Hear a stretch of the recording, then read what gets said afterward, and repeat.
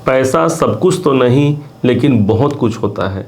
और इसी बात की सार्थकता को सिद्ध करते हुए आज हम बात करने वाले हैं आपके अपने मकर लग्न राशि के अनुसार वो कौन से दिशा होगी जिस दिशा में आपको आर्थिक समृद्धि प्राप्त हो सकती है, आर्थिक लाभ प्राप्त हो सकती है। साथ ही साथ हम ये जान पाएंगे वो कौन से सोर्स होंगे जिसके माध्यम से आपकी आर्थिक प्रगति बढ़ेगी, और अपने खर्चों को कैसे रोक पाएँ, कैसे हम अपने जीवन में आर्थिक बढ़ोतरी करा पाएँ। इन सब बातों पर हम क्रम बाई क्रम चर्चा करने जा रहे हैं। सबसे पहले समझते हैं आपके स्वयं जो राशि के अधिपति बनते हैं वो होते हैं शनिदेव, और शनि देवता ने धन का डिपार्टमेंट अपने हाथों में स्वयं रखा है, और इस हिसाब से ये आपके धनेश भी बनते हैं। शनि देवता ही आपके लग्न राशि के स्वामी भी बनते हैं और यही आपके धनेश बन गए। अब ये जहाँ पर 11 नंबर लिखा है ये दूसरा भाव है, यही हमारे धन का भाव होता है। 11 नंबर की जो राशि होती है इसके हिसाब से देखा जाए तो ये काम त्रिकोण की राशि है और इसकी दिशा मानी गई है पश्चिम दिशा। तो प्रथम जो धनदायक जो दिशा होगी आपके लिए वो पश्चिम दिशा आपके लिए सदैव धन प्राप्ति की एक दिशा आप मान सकते हैं। शनि देवता इस भाव को रूल करते हैं, इसलिए ये स्थान सदैव आपके लिए उन्नति कारक और सफलता कारक होगा। ये दिशा, इस बात को मत भूलिएगा। अब दूसरे तरफ हम समझने का प्रयास करते हैं वो कौन सी दिशा है जिस दिशा से हमें धन लाभ की संभावना बढ़ जाती है। एक तरफ तो धन प्राप्ति और एक तरफ धन लाभ। धन लाभ मतलब कि आपको और ज़्यादा सफलता उस स्थान से, उस दिशा से मिले। इस हिसाब से देखा जाए तो ये 11वां नंबर 1 2 3 4 5 6 7 8 9 10 11, 11वां भाव हमारे इनकम का। इस भाव को रूल करते हैं 8 नंबर मतलब कि मंगल देवता। 8 नंबर की जो राशि मानी गई है वो मोक्ष त्रिकोण राशि मानी गई है, और इसके जो दिशाएं मानी गई हैं उसके हिसाब से ये उत्तर दिशा को रिप्रेजेंट करता है। इसलिए दूसरे आपके लाभदायक जो दिशा निकल करके सामने आते हैं उसके हिसाब से उत्तर दिशा आपका शुभ होगा। इन दोनों दिशाओं में आपके आर्थिक प्रगति के लिए आप प्रयास कर सकते हैं, वहां पर से कुछ न कुछ बेहतर परिणाम निकल करके आपको दिखाई देगा।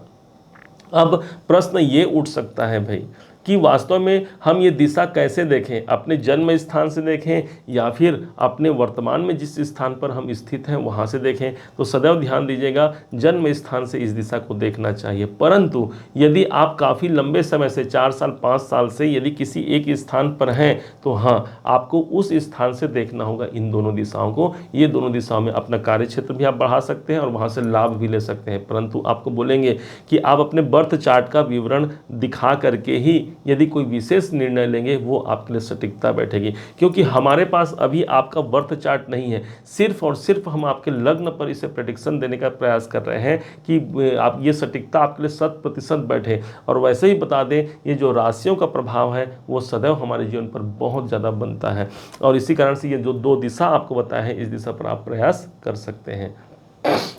अब दूसरा पॉइंट आता है भाई कि माध्यम कौन सा होगा, किस माध्यम के द्वारा हमें धन की प्राप्ति होगी। इसके लिए आपको देखना है कि शनि आपके धनेश हैं, इसलिए जितना आप डिसिप्लिन जीवन व्यतीत करेंगे उतना धन की प्राप्ति होगी। आप स्वयं अपने आप को देखेंगे कि धन के मामले में आप बहुत डिसिप्लिन होते हैं। अपने धन को आप अधिकतर लोगों तक आप प्रचार प्रसार नहीं करेंगे, आप अपने धन को बचा करके रखेंगे। ये सब आपके धनेश शनि का कमाल है। शनि देवता स्वयं स्लोइंग प्लेनेट है, हमारे धीरे चलने वाले हैं, इसलिए आपको ऐसा लग सकता है जितने प्रगति से, जितने फास्ट तरीके से मेरे पास धन आना चाहिए उस हिसाब से मेरे पास धन नहीं आ रहे हैं, परंतु शनि देवता धीरे चलने वाले हैं, इसलिए धन प्राप्ति में कुछ विलंब हो सकती है, परंतु आर्थिक इनकी जो स्थिति है वो सदैव बहुत मजबूत होती है। इनका लेन देन हिसाब किताब बहुत सूक्ष्म होता है, और इसी कारण से धन के अधिष्ठात्री माँ लक्ष्मी सदैव आप पर प्रसन्न भी होती है।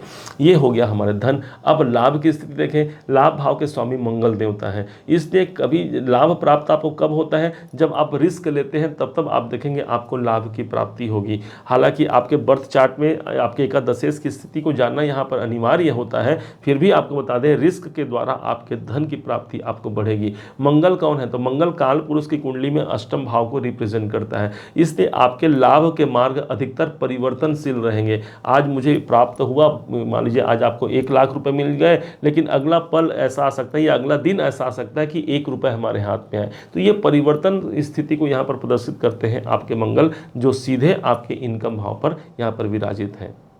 अब क्या और सोर्स हो सकता है? तो मंगल को हमने जोड़ा आपके ऑकल्ट साइंस की ओर। यदि आप गुप्त विद्याओं में, यदि तंत्र मंत्र पूजा पाठ इत्यादि में आपकी अभिरुचि रहती है तो वहाँ से आपको मंगल धन लाभ निकाल करके आपको देते हैं। पैतृक पिता का स्थान नवम भाव होता है, उस स्थान से उस स्थान से 12वां घर हमारा 8 नंबर होता है, अष्टम भाव होता है। इस हिसाब से पैतृक संपत्ति का कोई योग बन सकता है, कोई अनअर्न मनी आप प्राप्त कर सकते हैं। ये सदैव आपके लाभ पर आपको ध्यान रखना होगा। दूसरे तौर पर अब ये समझना है भाई, हमने दिशा तो समझ लिया, आर्थिक धन लाभ का सोर्स समझ लिया, अब क्या करें कि हमारे खर्चे रुक जाएं, क्योंकि ये खर्चे बहुत बढ़े हुए हैं। यदि देखा जाए तो आपके खर्चे भाव के स्वामी स्वयं देवगुरु बृहस्पति हैं। हमने कमाया तो बहुत, लेकिन फर्क इससे नहीं पड़ता कि हमने कितना कमाया है, फर्क तो इससे पड़ता है भाई हमने कितना बचाया है। तो इसी बचाव की स्थिति को जब तक आप 12वें घर को नहीं समझेंगे आपके पास पैसे बचेंगे नहीं। तो इसलिए हमने बचाने से पहले हम समझने का प्रयास करते हैं कि आपके खर्चे कहाँ कहाँ हो सकते हैं। और हाँ, अभी आपको ये बताने वाले हैं या बता देते हैं तुरंत अभी कि कहाँ कहाँ आपके धन की स्थिति क्या रहेगी। जैसे कि आपके वर्तमान गोचर को देख लीजिए कि मेरा धन कब आएगा कब जाएगा, क्या स्थिति है। तो वर्तमान गोचर में देखिए शनि की स्थिति आपके स्वयं धन भाव पर बनी हुई है। इसका मतलब धनेश स्वयं धन भाव पर है। ये समय आपके लिए सर्वाधिक उपयुक्त है धन प्राप्ति के लिए। और सिर्फ उपयुक्त ही नहीं, शनि देवता को हमने कुछ देर पहले क्या किया, कहा आपको कर्तव्य के देवता है, हमारे कर्म के देवता है। इस समय पर आपके कर्म जो होंगे, आपके जो कैरियर होंगे, वो धन प्राप्ति के लिए सबसे ज़्यादा आप अग्रसित होंगे। और ये अभी तक कहीं नहीं, मई 2025 तक शनि देवता पूरे इतने लंबे अवधि तक आपके धन भाव पर रहेंगे। इसलिए धन से जुड़ा हुआ कोई विशेष काम तो होना ही है, इस बात को आप समझ लीजिए। दूसरे तौर पर आपके लाभेश को देखिए कि लाभ की स्थिति क्या होगी। इसके लिए हमें उस लाभेश के गोचर को समझना होगा कि गोचर की स्थिति क्या चल रही है। जैसे आपके लाभेश मंगल बनते हैं, हम आज के डेट को समझते हैं कि आज स्थिति क्या है। मंगल जैसे कि 16 नवंबर तक तुला में रहेंगे, तो 16 नवंबर तक तुला में रहेंगे मतलब कि आपके लाभेश दसम भाव पर है। इस समय पर आपके जो लाभ हैं वो आपके कैरियर के द्वारा आपको मिल सकता है। जो आपने कर्म किया है उसके अनुरूप आपको लाभ इस समय पर मिलेगा। या फिर दूसरा पॉइंट ये भी हो सकता है कि आप अपने काम धंधे के लिए पैसा आप लगा रहे हैं आज के डेट पर, अपने लाभ को आप न्यौछावर कर रहे हैं क्योंकि मेरा कैरियर बन जाए, ये भी एक प्रेडिक्शन हो सकता है। दूसरे तौर पर यह समझिएगा कि मंगल देवता 16 नवंबर से लेकर के 27 दिसंबर तक के पूरे वृश्चिक राशि में ही रहेंगे। मतलब कि मकर राशि से ठीक इनके लाभ के स्वामी स्वयं मंगल देवता बनते हैं और ये अपने ही घर पे रहेंगे।